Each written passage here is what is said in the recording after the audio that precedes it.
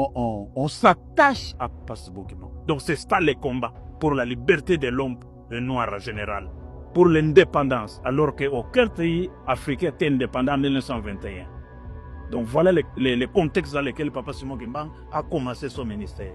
Et je vais vous lire ce que Jérémie a écrit. Jérémie a dit, lorsqu'un prophète dit quelque chose, ça c'est Jérémie, il dit quelque chose, quand cela se réalise, on le reconnaît comme un envoyé de Dieu, un authentique envoyé.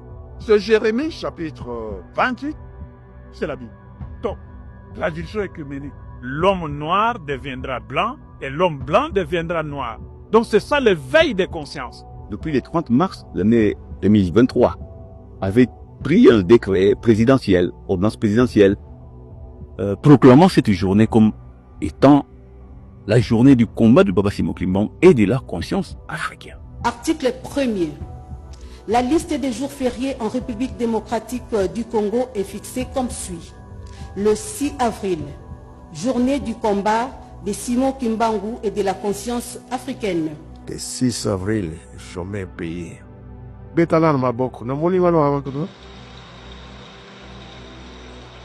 Raison pour laquelle les chefs de l'État l'a honoré, a reconnu son combat. Et le 6 avril, aujourd'hui, est reconnu journée fériée chômée payée sur toute l'étendue de la République démocratique du Congo, en reconnaissance du combat de Papa Simon Kimbangu et de la conscience africaine. Donc ce sont des mots justes et le président a raison. Et comment on en est arrivé là?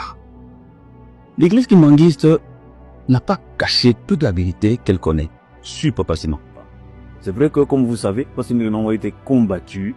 Jésus-Christ a dit dans Matthieu 21, verset 43, « Le royaume de Dieu vous sera enlevé et donnant un autre peuple qui en produira des fruits. » Quand son corps est arrivé le 2 avril 1960 à Kinshasa, l'homme blanc était là. Lorsque son corps a été exhumé à Léopoldville, l'homme blanc était là. Dont un même avait empoché un peu de la terre du cimetière pour en profiter en Europe. Et par ont oublié que Dieu était la retraite de ce peuple, le refuge de ce peuple, le sauveur de ce peuple. D'abord l'homme congolais, l'homme africain, et au-delà, tout homme opprimé qui croirait en Papa Simon Kimbangu, puis c'est la sauve.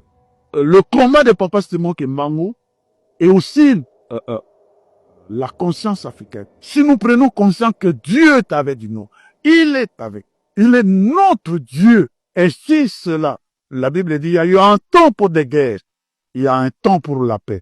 Et ça doit commencer par la RDC, le pays de Papa Simon Kimbangu. Congo, biso, ndako, ya Tata Simon Kimbangu. Afrique, lopango, ya Tata Simon Kimbangu.